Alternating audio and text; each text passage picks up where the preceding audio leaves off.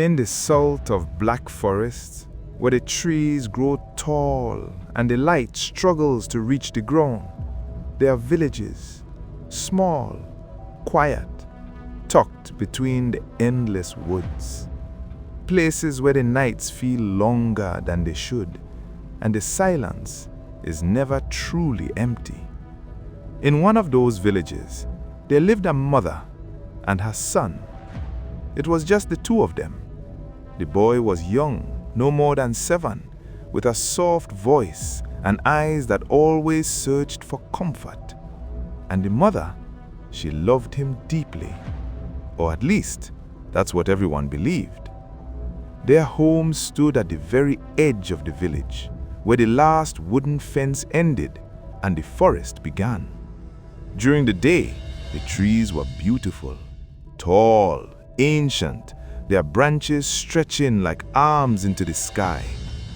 But at night, those same trees became something else. Dark shapes crowding together, watching. The villagers avoided that part of the road after sunset. They said the forest did not like to be disturbed. They said some things lived there, things that listened, things that learned, things that could follow you home without ever being seen. But the boy didn't understand those stories. All he knew was his mother. Every night, before bed, she would sit beside him and stroke his hair gently. "Don't be afraid," she would whisper. "I'm right here." And the boy would smile, because as long as she was there, nothing could hurt him. But sometimes, late at night, he would wake up. Not fully, just enough to feel it. That strange feeling like something wasn't right. He would lie there, eyes half open, listening. And from somewhere in the house, he would hear it. A soft, dragging sound. Slow, steady, moving across the wooden floor. At first, he thought it was the wind. Then he thought maybe it was his mother walking through the house. But something about it felt wrong. Too slow, too heavy, like something that wasn't meant to walk was trying to. One night, he finally sat up. The sound was closer now, dragging, closer, closer. His heart began to beat faster. Thump, thump, thump. "Mom?" he called softly. No answer. The silence filled the room. Then a voice from the doorway. "I'm here." The boy looked up, and there she was, standing in the dark, still, quiet, watching him. Relief washed over him. "You scared me," he whispered. She stepped forward slowly. "I told you," she said softly.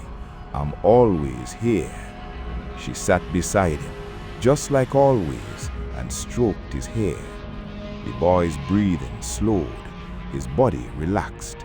Everything felt normal again, safe. But as she leaned closer, he smelled something.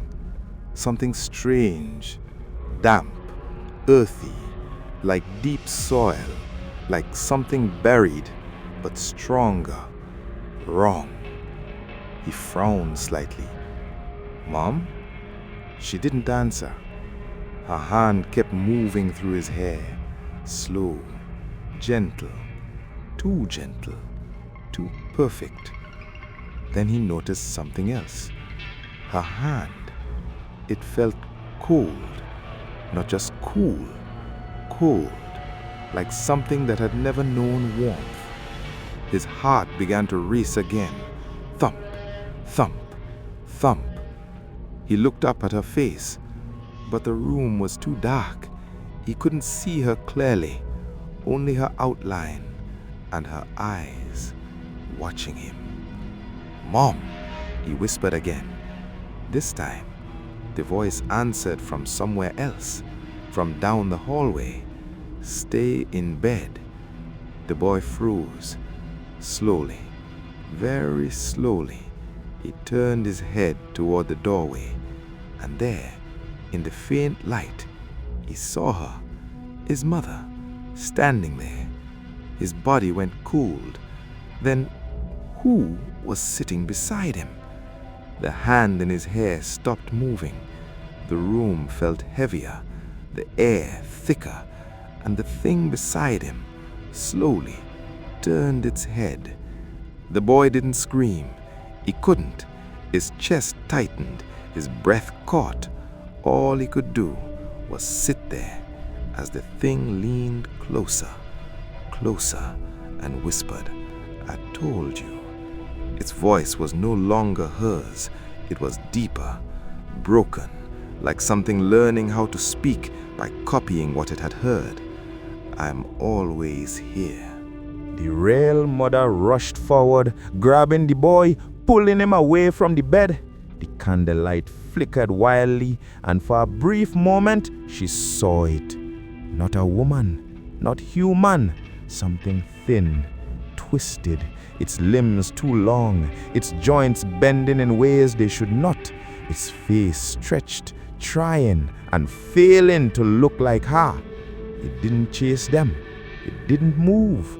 It just watched, smiling. They left the house that night and never returned.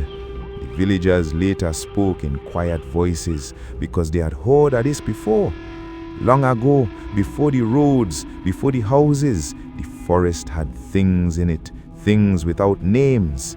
They said it was a spirit that lived in the dark between the trees, a thing that could not create life but could imitate it. It watched families, listened to voices, learned their movements, and when it understood enough, it tried to replace them. Not out of hunger, not out of anger, but because it wanted to belong. But it never got it right. There was always something off. Cold hands, wrong voice, a smell like oath, and once it entered a home, it didn't leave. Years later, far from the black forest, in a different place, a child woke in the middle of the night. The room was quiet, still, safe. Then a hand gently stroked their hair, and a voice whispered, "I'm right here."